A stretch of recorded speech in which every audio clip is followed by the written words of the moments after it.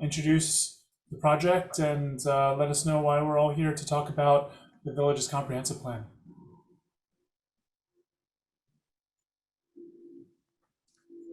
Bill, you need to unmute.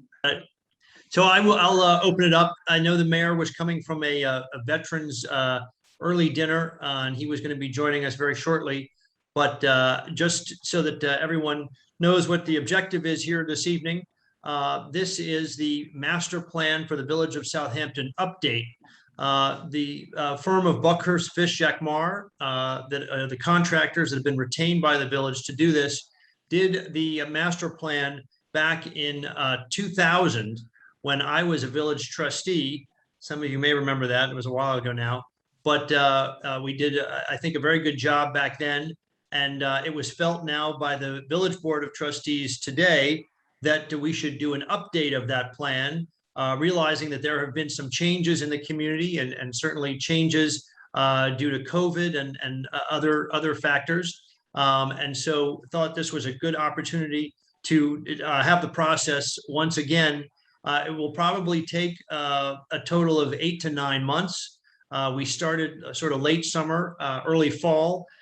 This is the first public hearing where, again, we are inviting members of the public to share their thoughts and ideas. I'm going to really let BFJ run down how this is going to operate, but you will have an opportunity to go into a breakout session on a topic of interest to you so that you can really get more into the weeds on specific issues. And then at the end, we'll have a wrap up with everybody again. But this, again, will go over the next several months. We're going to be speaking to a lot of stakeholders in the village. This was a great way to invite the public to join in and voice their opinions and do this remotely. So I'm very, very glad we were able to do this here this evening. This will go just for 2 hours. So I don't want to take too much time, but certainly the mayor has spearheaded this along with the board. And he named me as chair of the steering committee to make sure that we stay on schedule and execute this plan and make sure that it is delivered to the board so that they can take action upon the recommendations made when this is concluded sometime in late spring, early summer of 2022. So that is just to lay it out, but I wanted to thank everybody very much for joining us here this evening and taking time to participate in this, because it is very important. It is your village, and we want to make sure that we get people's thoughts and opinions taken into consideration so that we can all work and act to improve the village in any way that we can, so that again, all of us can enjoy the village all that more. But I'm going to turn it over to BFJ right now and let them lay out sort of the ground rules and how we're going to run this evening. Thank you. Good.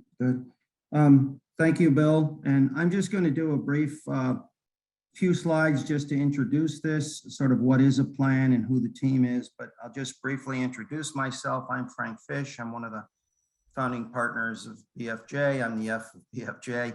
And I'll be a resource principal here and focusing on zoning matters. But for the project itself, Noah Levine's going to act as principal in charge. And then very importantly, Taylor Young will be project manager. There's going to be others working with us on this project, but the three of us will do the presentation tonight and sort of share the presentation. And at the end, very importantly, Noah's going to explain the breakout sessions. And I noticed in the chat room already there was a question about how how everybody gets a chance to speak, and Noah will go over that. So I think the next slide just gives us a little bit what the steering committee is, so everyone knows. State law provides for the trustees, if they wish to establish a steering committee. And so this is the steering committee. Bill's just spoken to introduce this. I think everyone knows Jesse, the mayor, and then there's a village trustee, Roy Stevenson. There's a planning board representative, Jane Claire. And then there's two other people you can see here, Shonda Camel and Eldon Scott. Eldon's from the Southampton Association. And I think this is very helpful to us because there are day-to-day sort of, working with them. we always like to have a representative of the trustees on a committee as well as the planning board, because eventually, under state law, only the trustees can adopt the plan. And the plan usually is referred to the planning board as the key agency to make recommendations to the trustees. So we have a very nice committee that's been set up. And then the next slide just goes over what tonight's presentation is about. And thanks, Bill, you've covered it partly. We're gonna just do a presentation for, we hope, within 45 minutes. And you can see I'm gonna just talk a bit about what the comprehensive plan is. What is a comprehensive plan?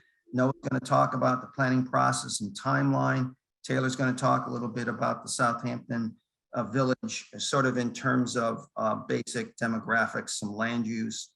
And then Noah will go ahead with key issues and the breakout group sessions, and there'll be sort of 3 breakout groups, and he'll describe those later. And then the next slide just gives us a basic sort of what is a comprehensive plan. State law provides for the trustees to do a comprehensive plan. And then it suggests what things might be in a comprehensive plan, but it's a permissive law. It's really up to the trustees. And if they appoint a committee, then the committee advises the trustees and produces a draft plan, which is the case here, and is usually what's done in most of the other municipalities we've worked in the state. It's important to say that a comprehensive plan should be for the whole municipality, and this is. And it's a advisory document in the sense that it is the future of the village. What do you want for your future? But it's important in terms of the functions of the plan. For instance, we think that the plan might lead to possibly some zoning changes, and we'll get into that. Noel will get into that later. But if they are made and follow the plan, that's the way it should be. In other words, the courts have ruled this first dot point in here, zoning must be made according to a well-reasoned plan. So if you have a plan to undergird the zoning, that's, a very important function. But also it provides basically also some basic information on the community. And it helps, we hope, to build consensus on the direction of the recommendations in it. And then those recommendations can form the basis of, new programs, zoning, capital budget. So that's what a plan is, and sort of its functions briefly. And then the next slide just goes over why update the plan now. A lot of communities, state law does not say when you should update it, but I participated in the 2000 plan, and I know that while much of it remains, I think valid, there have been many changes that you're all probably aware of better than we. One, this continued growth in what the New York Times identified. They called it the co-primary market. I think what they meant by that is so many people choosing, instead of perhaps Manhattan or New York, or choosing actually during COVID to make Southampton their, sort of co-primary residence, if you will. So there's some major changes in COVID and in population. There's the issues of traffic, concerns about teardowns, and there is concern about overdevelopment that we've heard. Also, we want, running through this plan, a resiliency, which was a resiliency focus. Not there as much in 20 years ago or so in the 2000 plan. You also have some impacts on workforce, just housing needs. And then, of course, as everyone knows, just with the change of retail shopping, there's been a significant change in people buying from Amazon. We're running into almost all the villages we're working in, pressure on retail and on retail merchants and the loss of sales. So there's a lot of things that we think have changed. A lot of things remain valid. I think there's real reasons for updating the plan now. So I think that's the sense of what we've gotten so far from the committee. And with that, I'm going to turn this over to Noah to go through the planning process. Thanks a lot, Frank. First, before I get started, I just wanted to just quickly mention that, this is a particularly exciting project for me, given that my family lives in Sag Harbor, and I spent, many formative summers in the village going to the theater. So I know the area well, and, I think that's helped us hit the ground running a little bit in understanding some of the issues and opportunities within the village. But before we get to some of those issues, I just wanted to quickly discuss the process of the plan. As Bill mentioned, we'll be working on this for just under a year. And the process has multiple stages. The first part, which is really listening, the community engagement, which we have in here. So that includes the public workshop, which we're doing today, stakeholder interviews, meetings with various focus groups organized by different topic areas. We have a public survey, which I'll mention shortly. And once we kind of listen to everybody, we'll start to develop our chapters. And each of those chapters will be comparable to what was done in 2000, but we've included a new chapter focused on land use and zoning. And so those chapters will have existing conditions, issues, as well as specific goals and recommendations for the village to act upon. And then the final plan will be done, most likely April to June, and we'll bring those to the Board of Trustees for eventual adoption. And then we'll also have to go through the state environmental quality review process. This timeline just shows some of our community engagement.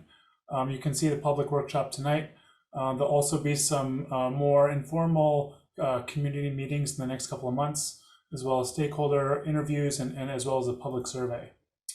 The public survey is available online. If anyone here has not taken the survey, we encourage you to do so. And please pass it on to your neighbors and friends and your larger network. We really want to get as big of a participation as possible. We also want to thank the Southampton Association for sending out their flyer and helping to publicize some of these outreach events. The survey has an ideas wall, which is a neat little way for people to post open-ended ideas. And so you can see some of those ideas, and you can also comment on other ideas. And that really helps us just to get a sense of the feel for some of the ideas that people might have. It's hard to capture everything on a survey, but this helps us really to gather as much information as possible.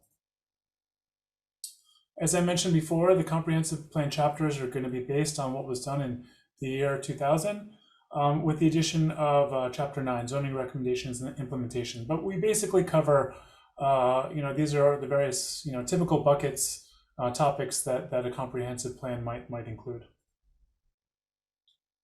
With that, I'll pass it to Taylor just to provide kind of some quick takeaways on what we've learned so far. Yes, hello, thank you, Noah. And as Noah mentioned, these are quick takeaways. This is kind of a small portion of what we'll put in our or in the plan once it's finalized. And so this involves census data and land use data, but I want to be clear about two things with the census. So this first slide shows the total population. And what it shows is, it says 2020, as in year 2020. So this is new decennial census data. This is new, when we all took the census last year, this is the data. The following slides are going to be from 2019 and their estimates from the American Community Survey. So it's a little bit, it's not quite apples to apples comparisons. We think the trends we're showing it because we think the trends are going to carry on, but the census will be releasing this data for very detailed parts soon, and all of that stuff will be in the plan. We're just showing you the best data we have available tonight. So this shows, if you look at the first bullet point, a huge, almost 40% growth in year-round residents in the Southampton population. From 1990, 2000, and 2010, it was staying flat or going down. But with COVID, we think people moved into there's a hunch, moved into their second homes and declared Southampton to be their primary residence. And that's why we have a huge jump. Way more than 3% growth, which was Suffolk County.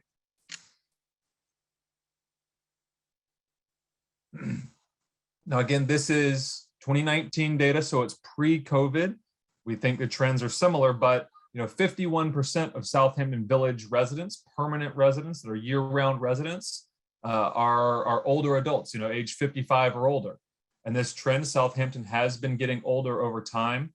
Only a small percentage of residents are between 25 and 44. And then there's been a decline in that age group and younger children since 1990. With race and Hispanic origin, the 78% of the village identifies as white and non-Hispanic. 12% of village residents identify as Hispanic, and 7% identify as Black or African American.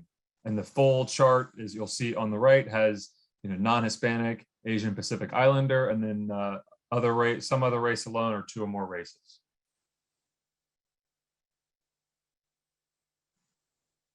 So employment, a good amount, I think it's over 50% of full-time residents in Southampton are in management occupations, some sort of management occupations, but other large employers are healthcare professionals, technical services, construction and education, which is overall similar to Suffolk County, but heavily involved in professional and scientific or professional and management occupations.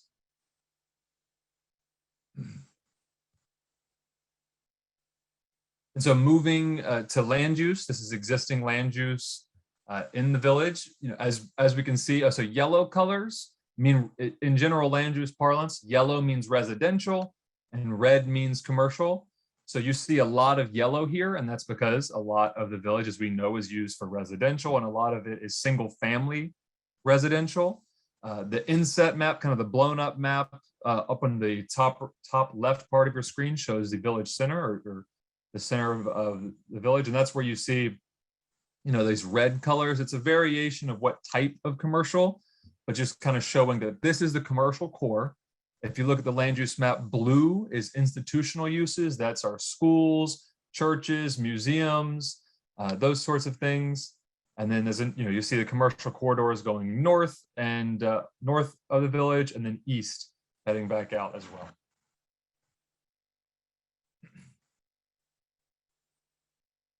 And so the next 2 slides, I believe, talk about housing and housing units in the village. I'm sure we've seen a lot of homes being built, because the number of housing units in the village has grown since 1990.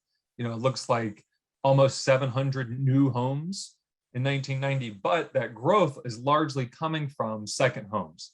The number, if you see in the gray at the bottom of the chart, those are owner-occupied year-round homes, and that number has stayed flat and actually trended down a little bit. And so just focusing in on second homes again, in 1990, 35% of housing units in the village were second homes, and now it's almost 60% of overall homes. And so that is over half of, that's more than 1 out of every 2. Now, again, this is 2019 data. So this could have changed with COVID, people moving into their second homes full time, moving in, and saying, I want to live here. This is now my permanent residence. And so we will, when the new census data comes out, we'll be able to check this more apples to apples, but just wanted to present to you the best data we have available for this analysis right now. And we will have additional and more demographic and census data in the plan, but we're waiting for the census to release that data, which should be coming in the next few months. And getting back, we're excited for the updates, because, as you know, I mean, we've seen in the New York Times, but you've seen it, that, I mean, the New York Times did a whole spread, right? The East End is booming, right? So we're excited to see what that looks like and reflected in the data. You see the Zillow Home Value Index in the bottom right of your screen. There's that blue hash mark that shows about March 2020, and I mean, look at that jump in the value of homes, and it shows a lot of demand. So we're excited to see it play out in the data.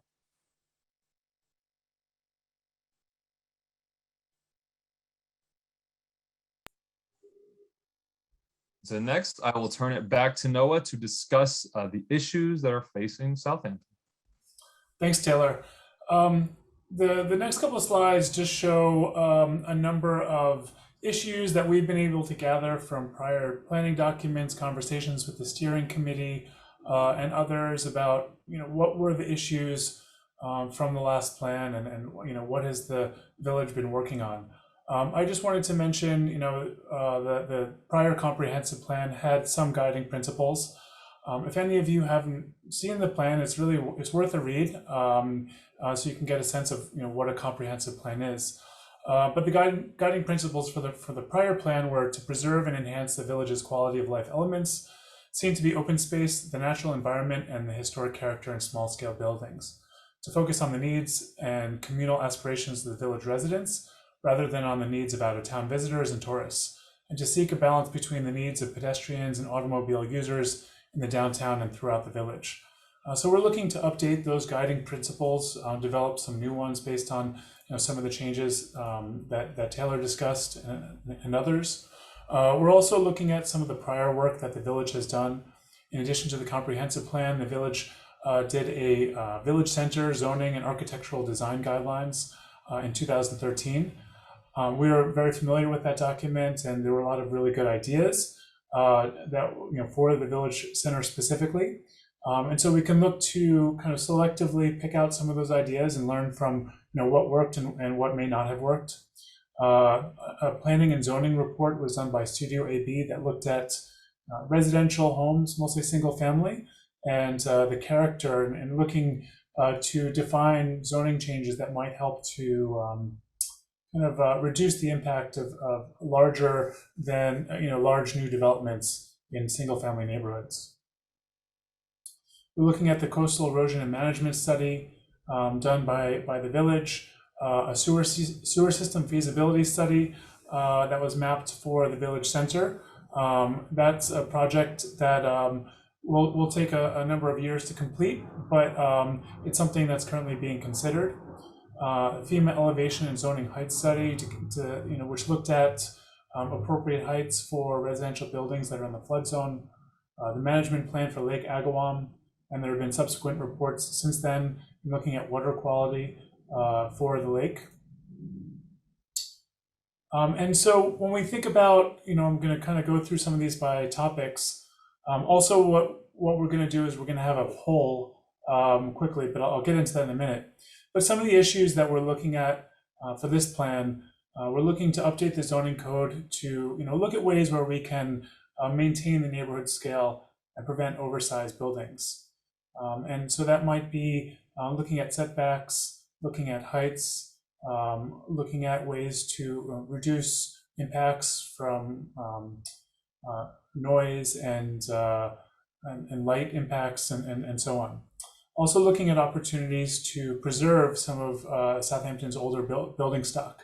So are there ways where we can strengthen and strengthen some of the regulations? We understand that there is a lack of workforce housing. Are there opportunities for workforce housing and starter homes and perhaps mixed income developments within the village? And we're also looking at other housing types, such as age-restricted homes. We know that there are a lot of people that are getting older within the village, and so perhaps they want to sell their larger home and still stay within the community. So providing for those opportunities is something that we're looking at.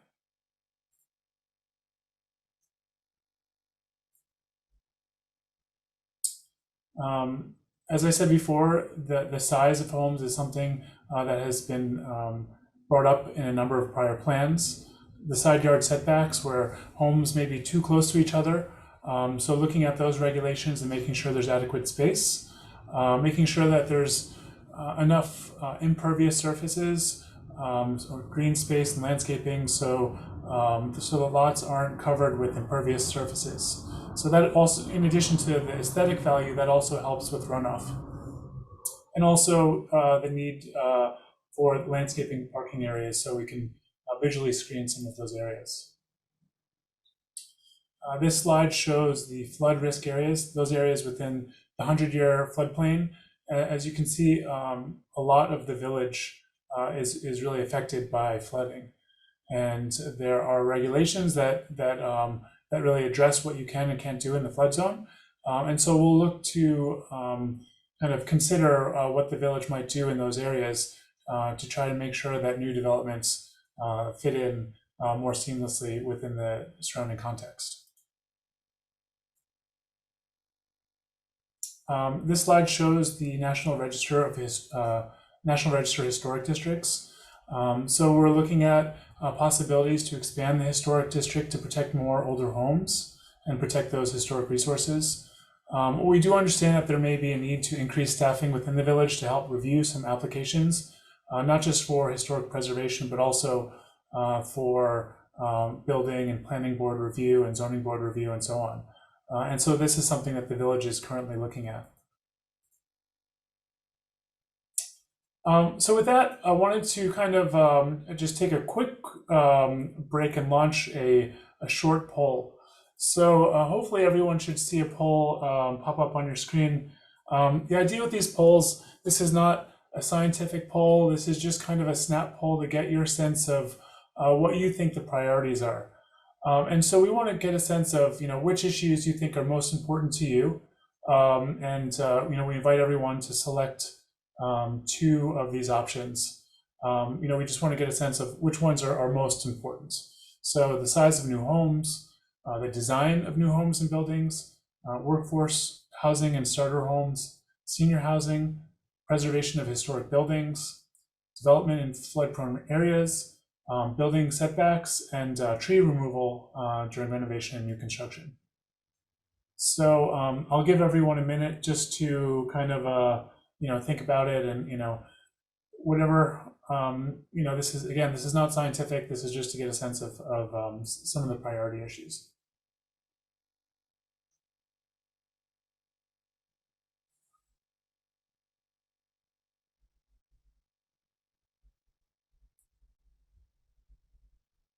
And next time we'll have some music for these polling questions. All right, I'll give everyone 20 more seconds.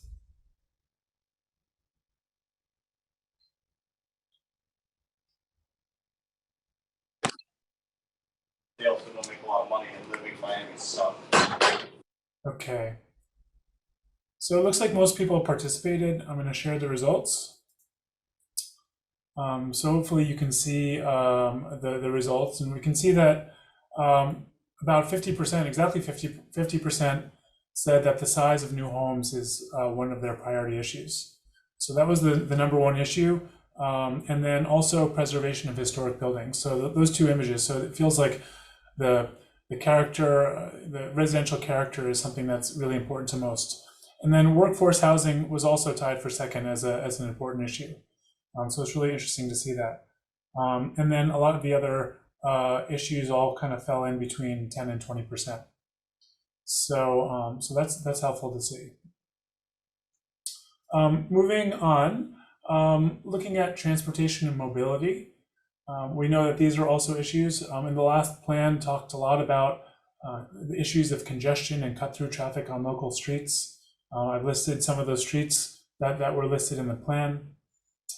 We know that there are issues on some of the local streets with parking. Could be landscaping or potentially visitors, people having a party. And then another issue is bicycle mobility and the need for a bicycle network to get people to the village center and beaches and other open space assets. In the village center, we've also read from prior plans that there's a need for directional signage. So helping people get in and around the village center, helping them find parking. Also maintaining some of those parking areas, making them more attractive and friendly for visitors, and improving Long Island Railroad service, though we recognize that that's not necessarily a village issue. It's a larger issue, but we know that transportation is a large part of the lifeblood of the village. So I'm going to go back to another poll. So this poll is about transportation and mobility. Just generally, we want to get a sense of which transportation issues need the most attention. So you should see the poll, and the options are congestion on local streets, congestion in the village center, dangerous intersections, pedestrian safety, such as new crosswalks, pedestrian signs, lighting, bicycle lanes and parking, too many cars parked on residential streets, street trees, planters, benches, and clocks, directional signage, so it's like wayfinding signage, speeding in residential neighborhoods, and parking in the village center. And we recognize that there may be others that weren't mentioned here. After our presentation, we're going to break into smaller groups for people to discuss these issues. So it's not as if, it's not like if it's not on here, it doesn't mean we're not going to look at it. We just tried to provide a list, the most applicable list we could. So I'll wait one more minute.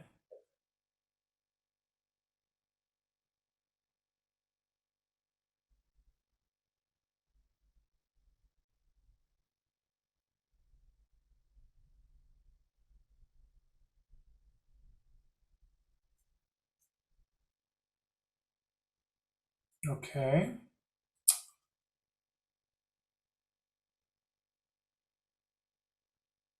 Okay. So I'm going to share the results.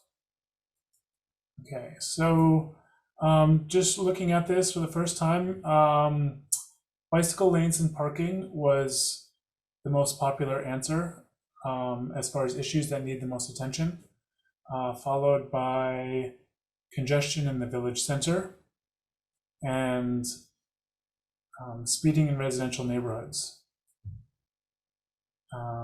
Actually speeding in residential neighborhoods and congestion on local streets. So it's really helpful to see that, and that's certainly something that we will focus in on and look at. Okay. So moving on to the village center and commercial development, we're taking a close look at the village center plan that I mentioned earlier, and some of the issues we're going to look at are where it might be appropriate to include streetscape improvements such as benches, planters, litter bins, and kind of upgrade the streetscape.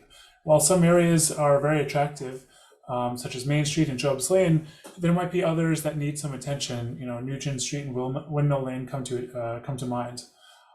We're looking at parking management, so ways to make it easier to park downtown and find parking. And then if there were to be new developments, where might that be appropriate? And what should it look like? And what should the scale be? And so that's something that we want to learn from you as part of these public sessions.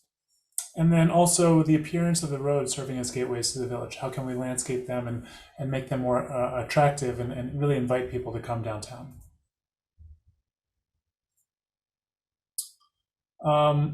Other things to think about, as I mentioned before, there is the potential for sewer service. What that might do is unlock other uses that really aren't possible right now. That might open up the opportunity for new restaurant uses, potentially have some limited multifamily or apartments over ground floor commercial, and it kind of reduces a major constraint for new development. It's worth mentioning that the zoning really does determine what can and can't be built, but having sewer service is another important issue. So we want to understand, if there were to be some new development or new uses were to come to the downtown, which should be encouraged. Restaurants, entertainment offerings. We know that the closing of the theater, that might be something of particular concern. Apartments over commercial, so we'd like to call that mixed use. Hotels to serve visitors and tourists. Stores that serve year-round residents and more affordable options. So we want to get a sense of whether these, are these appropriate? What are appropriate uses from that list? We're also looking at the future of the hospital site. As many of you know, the hospital has plans to move to the Stony Brook, Long Island campus, 1 or 2 miles away. But that will leave a large site without a use and probably the largest opportunity site within the village. So we want to get a sense of what uses we should consider for that area. And right now that area is zoned for medical office space. Presumably it would be changed to facilitate some kind of redevelopment. But what should that be? Should it be single family? Could it be townhomes? multifamily, mixed use, hotel, entertainment, institutional, etc. So we want to get a sense, what you see as opportunities. So with that, we're going to do another poll on commercial development. And we want to get a sense of which are the most important issues to address in the village center specifically. So we're thinking about the village center. What's most important? To maintain and improve the look and feel of the village, more shopping offerings, more restaurant offerings, more entertainment, cultural offerings, improve safety for pedestrians and bicyclists, improve the look and feel of Nugent Street and Windmill Lane, more mixed use options such as residential over ground floor commercial, making parking more accessible, and reduce traffic congestion.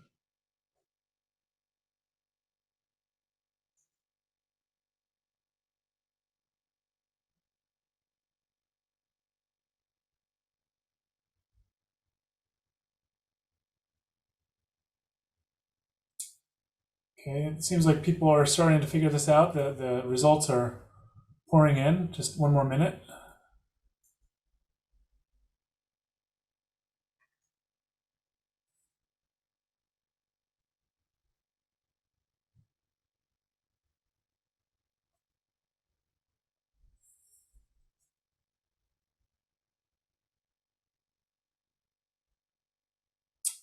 Okay. So I'm going to end the poll and share the results.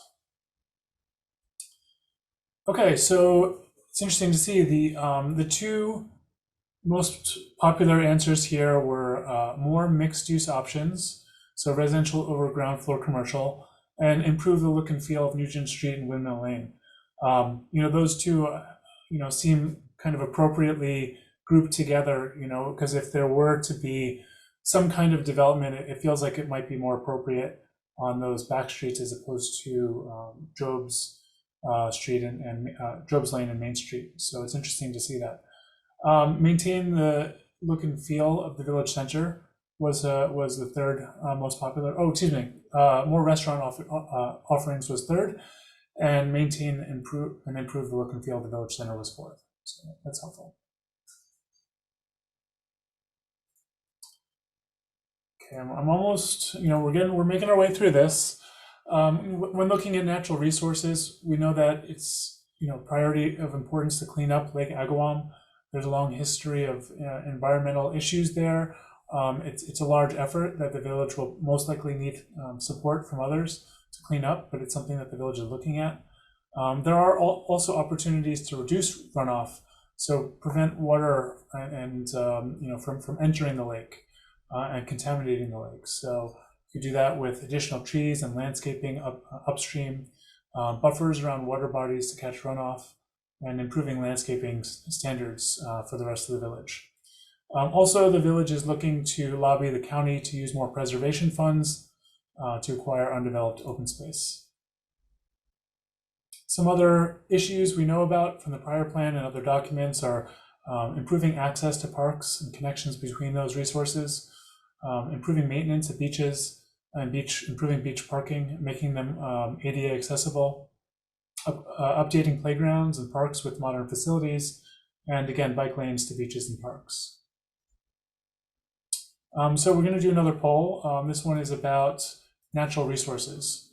So the question here, and there's only 6 answers, and I'm sure there are a lot of others which we want to hear about, but what are your top priorities for natural resources and recreation assets? Beach improvements, improving beach parking lots and expanding them, public acquisition of open space, recreation facilities and playground improvements, better connections between open spaces such as paths and bike lanes, and improving water quality at Lake Agawam.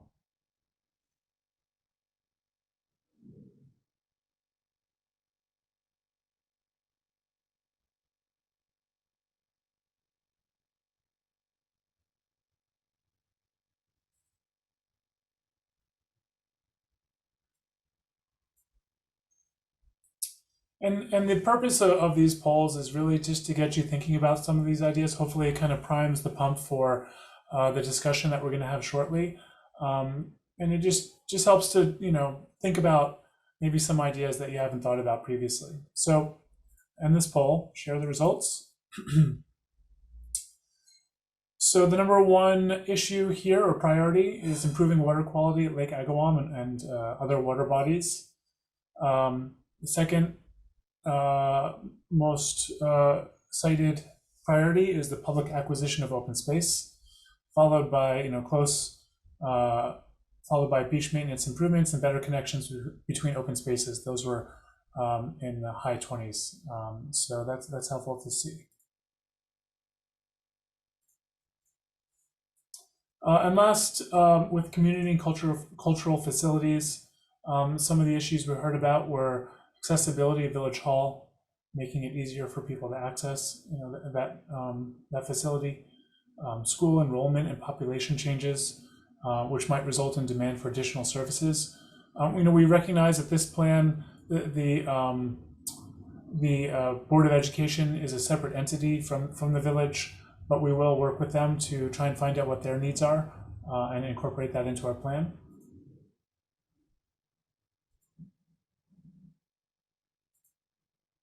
Okay, next slide. And this is the last poll. So we just want to get a sense for community facilities. What are the two most important issues for you? So improving access to Village Hall, support museums and arts cultural uses, expanding public art throughout the village, expand programming to serve after-school needs, and consider street closures for community events. Again, there may be many more ideas that aren't listed here. We just threw up 5 just to get the ball rolling.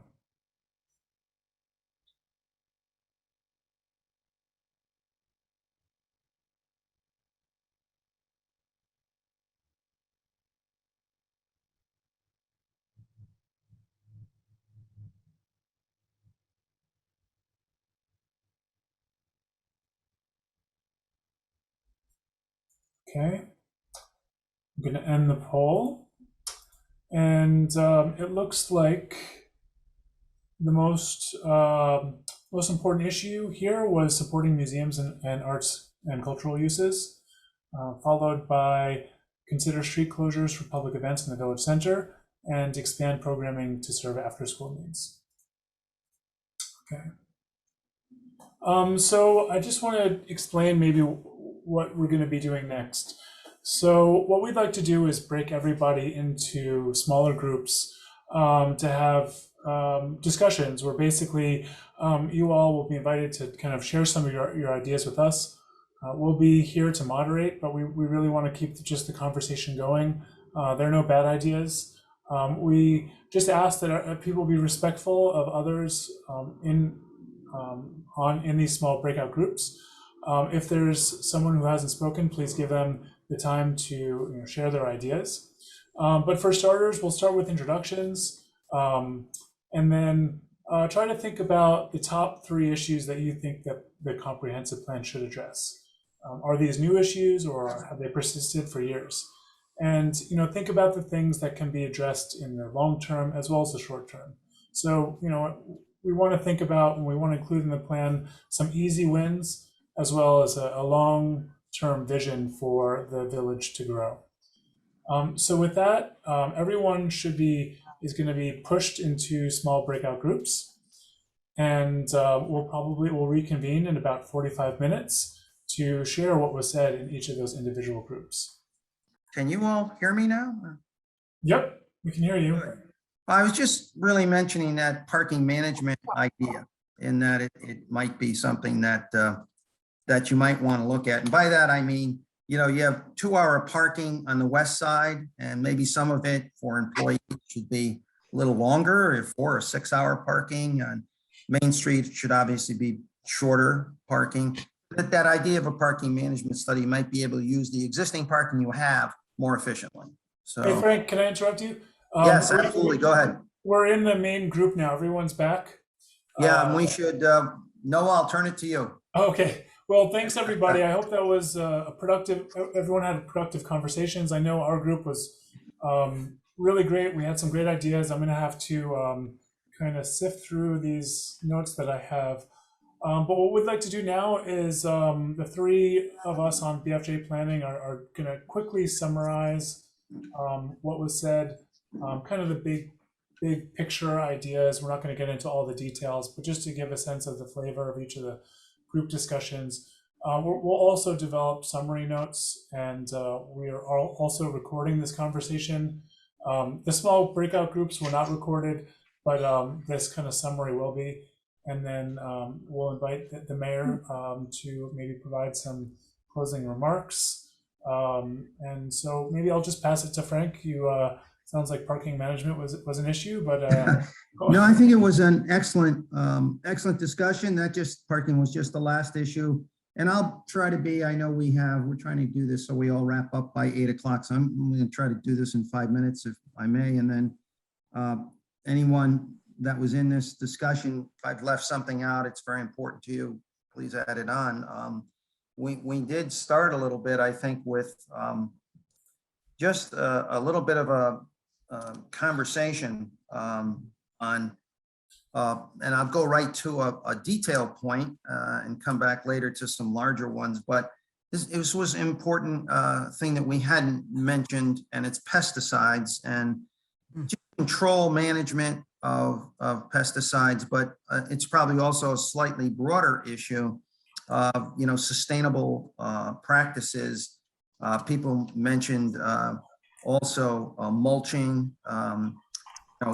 We do know something about the leaf blowers that was mentioned, but pesticides in general, I had not heard before. And I think we'll reflect that in the, in the memo that we write. There also mentioned was just I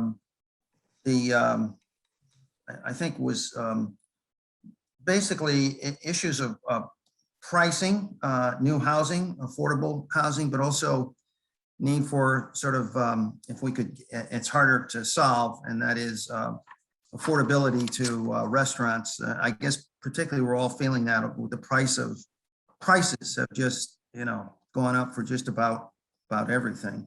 I happen to be, well, I won't go in, but that's an issue. And then in addition to that, there was a discussion of better pedestrian connections. And then someone mentioned, for instance, a connection on Elm from the train station to downtown. So sidewalks, a sidewalk policy that might be a little bit targeted to where we think there would be support for it.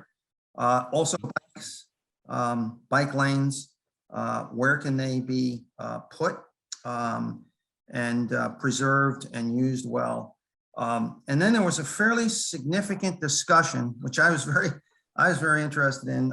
Peter DeWitt and others raised this, and that is, and I think Sarah Latham raised this, and that is the tear downs, the expansion of the historic district, the contributing properties, and then a way to better control tear downs. And one of the trustees mentioned that the trustees had just acted in one regard on this. And one of the things I said is I think we can provide a few, best practice examples of zoning that have addressed. And also what came up then related to that a little bit is trees, clear cutting, tree cutting. We got into that. That's an issue. And we got into the nuances of that issue. But I would just mention that issue. That was an issue also. And I think what you heard was I wrote down to myself tree ordinance in terms of giving our committee some best practices in that. And then I think another issue was just from Michael, the climate smart, the things that are out there on sustainability from the state, many of which we have, climate smart communities, clean energy programs, those were important. So I think that we ended, as you heard, we were talking about pedestrian connections, better pedestrian crossings on Windmill Lane particularly, and then we got into Nugent Street, and then finally we ended on, hey, could there be some better parking management downtown? There was a comment though that from Jay, I think that we did not want to see meters, but that got me into that parking management idea of, and the thing that we saw in our site visit, and that is everything seemed to be 2-hour parking on the west side. And maybe that should be taken a relook at. So that's where we ended, as you, sorry, I didn't conclude for the general group. So with that, no, I'll turn it back to you. Oh, before I do, if there's anything I left out that anybody in our group felt significant. I mean, I could just speak briefly. I think, there's obviously a general trend towards walkability, bikeability, this being a focus point, affordability, and perhaps using, when interacting with the community, maybe we should be looking at the Likert scale as for survey purposes, in order to get that comprehensive understanding of all the different things we're interested in, so nothing's left out, including the bottom of the barrel, which might be pesticides, and the top, which might be affordability. Taylor, maybe I'll pass it to you to sum up what was said in your group. Sure. Hey, everyone. I'm Taylor Young. I'd like to start. I said this to my breakout group, but I like to say to everyone else, which is, thank you all for coming out. It's really, I find it very uplifting and exciting when people who care about their community take their free time. We've got Succession. We're now in season 3 of Succession. You could be watching that right now, but you're here with me. And I'm very grateful that you've chosen to spend your time this way. It's a great show. Our group, we had very good, interesting conversations. We were blessed to have representatives, public representatives, who could answer some key questions, which was great. We started out talking about the sewer system, and Sally said, we need this sewer system. It's going to help us do mixed uses, and we got the answer. The sewer system is being studied. We're further along today than we ever have been. The village has hired a engineer and is doing preliminary plans. That's great. That led to a discussion of, well, what happens when and if this sewer system gets built? So we can have new uses, we can have mixed use, we can have apartments above the floor. But if it's a new building or a refurbished building, does the village need stronger design guidelines? What Eldon was saying was that, maybe we should consider, we have design guidelines now, maybe we should consider tightening them to ensure that a new building is high quality materials, that really respects, the surrounding buildings and looks nice, helps reinforce this quaint character that Southampton is known for. We discussed a lot about the village center. I kind of kept going, and how the balance, how everything's a balance, that the sewer system's got to be paid for. We're going to get there later, but reminding us that things are balanced. Workforce housing was a big discussion, a big everyone, I think, was was in agreement that it's necessary. So we discussed different ways that the village could encourage or require workforce housing in new developments. Same thing as Frank. There was discussion of affordable restaurants or diners or something that year-round residents can go to and really experience community. We know there are some places like that, but how do we encourage them in other developments? We went to a discussion of allowing, and this was an interesting point. Joe was bringing this up about multifamily housing, or 1, 2, 3, 4 unit housing, bringing it back, studying where was this previously allowed in the village, and can we bring it back? So we're not necessarily expanding it, but what is kind of the traditional development? Southampton's an old village. What are the traditional development patterns, and what can we learn from that? I thought that was a very good point, or a very interesting point. We then talked about allowing the accessory units, the granny flats, the units over the store or the garage type thing. And then Tom was in our group and brought up how he represents the Southampton Arts Association, and really how big, and I thought it was a good point. He said that Southampton is having an arts renaissance right now, and how important it is to lean into the arts, use the arts not as a tool for economic development, but because it has positive spillovers for the village center and for other village businesses. I thought that was a great point, and we look forward to discussing more of that. And then we kind of finished by talking about what we love about Southampton and, you know, what things we don't like as much, but what we love. What came out was community and people. We love seeing all of you that are here on Zoom. We love walking down the street and seeing you. That's where we got into pedestrian improvements. We want to make sure streets are safe for all the residents. We have older people and young people. We want to all be able to walk down the street, wave to the neighbors, say hello. But then in the village center, let's think about places where we can encourage community, where we can go and meet over coffee or something like that. Yeah, and then just find ways that we can continue to grow the beautiful parts of Southampton. Did I miss anything? Anyone in my breakout group?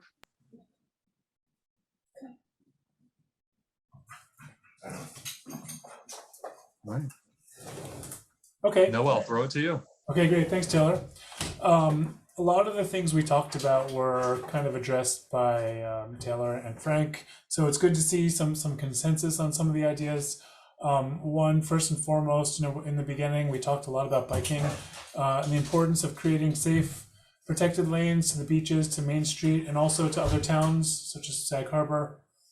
And so, you know, one thing that we'll have to look at in the plan is, you know, where there might be opportunities to provide some of that bike infrastructure and make it more friendly to visit the downtown, you know, with more bicycle parking, where we could accommodate some bike lanes, you know, through town, whether it be on Main Street, which is already constrained, or maybe behind Main Street in another location. So we'll have to look at that. With regard to sewer, there seemed to be general consensus that that was a good idea and that it should be done. You know, that's needed to support new businesses, new restaurants, and new housing in the downtown area. So so there was support on that. We did talk a lot about new development, both in the downtown area and also on the hospital site, something I mentioned earlier, and what might be appropriate on that site. You know, there's kind of conflicting, you know, views in this, in a sense, you know, whereas, you know, there is this need for workforce housing. There also, you know, is this issue that if you were to build housing without any kind of constraints, it would likely just turn into luxury housing, as, you know, things that have happened elsewhere. We talked about the Bulova watch case factory example in Sag Harbor. Whether that should be a positive case study or a negative one is you know, was discussed. But when thinking about the hospital site, you know, thinking about you know, there were differing opinions on what that should be. Some felt that it should be single family, other felt that it could be an opportunity for something, you know, maybe multifamily apartments. You know, it should be looked at to see whether the existing hospital could be utilized to be converted into condominiums. So it was a discussion. I wouldn't say there was agreement per se, but it was something that we'll be considering in our plan. We talked a lot about historic areas of the village and increasing the size of the historic district. One member of our committee has been actively involved in this and has done some mapping of where those areas should be. And so we encouraged him, as well as any others who have done work, you know, with the village, or, you know, we want to incorporate that work into what it is that we're doing. So for those of you that weren't in our group, we definitely want you to let us know if there are plans that we didn't mention earlier that should be incorporated into the plan. Some other things we talked about were tear downs. You know, Frank and Taylor both mentioned that. We know that there was significant change. There were significant changes to the zoning in 2004 to reduce the overall bulk of new housing. But it seems like there might be appropriate for tweaks. You know, the zoning changes wouldn't be as substantial as what happened then, but there are some tweaks that are needed. One issue was the Fema regulations and the concern that, you know, with buildings built certain height over the base flood elevations, that's going to create buildings that homes in the floodplain that are much taller than the surrounding areas. So that's another issue that we need to look at.